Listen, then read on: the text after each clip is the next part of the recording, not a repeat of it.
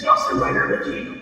Hey YouTube, Dawson Rider here with my review of Kamen Rider Build episode 10. Alright, so like as I said in Q Ranger's review, we did take a week off, which I didn't know about, so I was kind of upset. And it was kind of an unfortunate place for Build. I suppose actually both Q Ranger and Build were sort of in the middle of quasi two-parters, but Q Ranger's was more distinct, whereas this one kind of left you off in the middle of it, even though they don't really do two-parters, but you know what I mean. It was kind of left on a cliffhanger resolution, so it's awkward that everyone had to wait a few weeks for that. But basically, Stalk was stealing the Pandora's box. I was trying to think of the name of it. I was like, box! I just couldn't think of the name in front of it. And they're trying to stop him, and Ryuga had to call Build from out because, you know, he had been distracted. And I like that he fought everyone off. Like, I'm really enjoying his character progressions, which is something I'll touch on in a minute. But I thought that it was really neat that he, you know, took it upon himself. I know he has the bottle, but just with only that to try to fend everyone off until Build got there to stop him. And it made Stark a little bit more interesting. You know, not a little bit more interesting, I don't know if that's the right way to say it, but I mean, like, it's made it more unclear what his motivations are, because he was trying to steal it independently from Faust in a way, because like he was trying to get away with it. So we don't know the motivation behind that, and then at the end, he's like, oh, of course I was going to give it back. So it was really weirdly done, but he's just such a wild card. And this led to another Best Match debut when Ryuga gave him the dragon bottle he's been using, and he used the lock bottle to do dragon lock, which is actually a pretty neat form. I think it's kind of cool, and I like how the jingle says something like the ultimate security or the fantasy security or something like that. Just the idea of like a really secure lock and a dragon being your ultimate security thing is really funny to me. But it felt like the most, I guess, meaningful Best Match we've gotten, like in terms of like, it wasn't anything huge, but like the fact that it was Ryuga's one that he's been using and stuff, and just everything around it, I think gave it the most, more story-like debut than any of the other ones, if that makes sense. It's not even that big a deal, but it just felt more like it than other ones where it's like, oh, look, you found a Best Match, or damn, Ryuga just found it by messing around. And then I mentioned this on Twitter, but we got the classic Toku Pinata trope of when a Toku character gets knocked down, like all of their contents of their pockets, like inexplicable amounts of contents too, like all the bottles and the belt go flying everywhere. So Night Rogue stole all of them, and apparently except for Rabbit and Tank, which I didn't know he got, which he didn't end up getting later, but so he didn't get it so he could do that. And that's a funny trope. Like, I don't remember if they ever made fun of it in Akiba Ranger. I remember in Akiba Ranger they made fun of like when a character will punch one and like they'll like get knocked from like the industrial district to the fields, but I don't think they ever made fun of the Toku Pinata thing, which is funny. And it made me realize that off the top of my head, the only one I can think of that actually carried around their system of like holding all their gimmick arsenal was O's, because he had the little metal holder eventually, or did, I can't remember, I think it was actually, wasn't it Ankh that had it? But regardless, that was the only one I could think of, where otherwise it's just kind of a generic mess. But so that happened,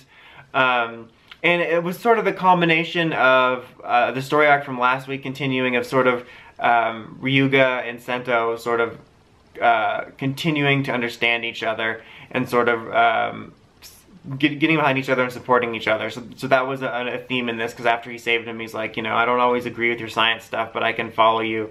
And he said the same thing. So I thought there was a nice little conclusion to that. I'm sure there'll always be struggles, but honestly, their dynamic is one of my favorites.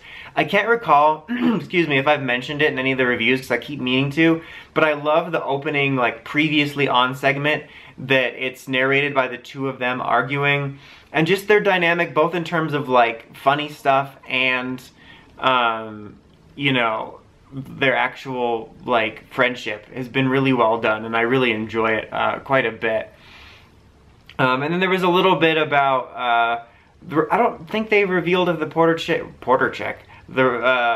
reporter chick, there we go, is actually not evil, but she was like with one of the Faust guys or whatever, and he was like describing their plans of taking advantage of the rider system and stuff.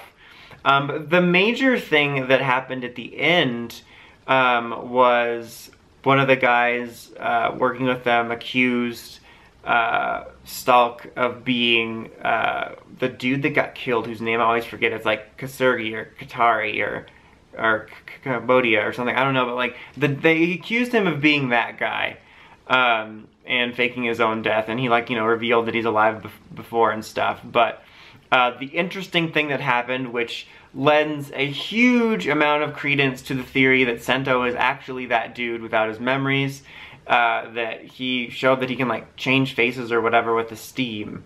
Straight out of a telenovela, right? So I don't know who the real Jason Morgan is, but so yeah, I'm starting to think it's that. I think that was actually pretty neat. We'll see how that plays out. I mean, it wasn't fully revealed to us or anything, and unless I just totally missaw that as changing his face, but yeah, that's what it was. It looked like to me, and I remember it being. But like, it's really funny because I wondered how exactly they did that on the fly. So, and then I wonder who is under Stalk's suit if it's not that dude. What if it's actually old Sento, who's like a stupid idiot rocker guy? I don't know, but I'm a little conflicted on that because after I sat with the idea for a while, I liked the idea that Sento was just some random dude that found this greater purpose through basically an accident. But on the other hand, that's a pretty interesting, almost like telenovela soap opera level twist of him basically getting quick plastic surgery to be this dude. And it creates this whole different layer to the identity of losing your memory because he's got a different face too. But also, like, it's kind of funny because I remember when the revelation happened that he was just this rocker dude that I was like, oh, they really revealed that quickly and it was more underwhelming than I thought. But then they ended up being more to it, so it makes sense. But anyway, that was interesting. And even though I knew that theory, and if it was true there would have been some way to explain that, I was still pretty surprised in a neat way that he was like, instant soap opera face surgery. So that was interesting. And next week, it looks like we are getting Claws or Cross Z or whatever the hell weird stuff they're doing with the naming.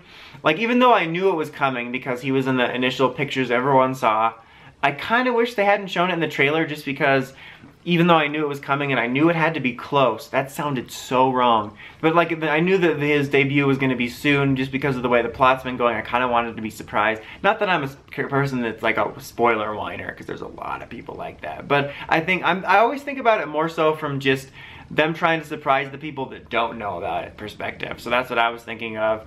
But I think that's going to be really cool. I'm really looking forward to that because even though it's only episode 10, which is significantly early in, you could say, I think they've done a really good job at making this debut feel earned. And it feels like because of the amount of stuff that happens every episode that a lot has happened. So it doesn't feel too early for me, and I'm really excited to see it. And like, I'm excited to see how the dynamic continues to grow and change, both for like interesting stuff and funny stuff with them both being out in the field as writers.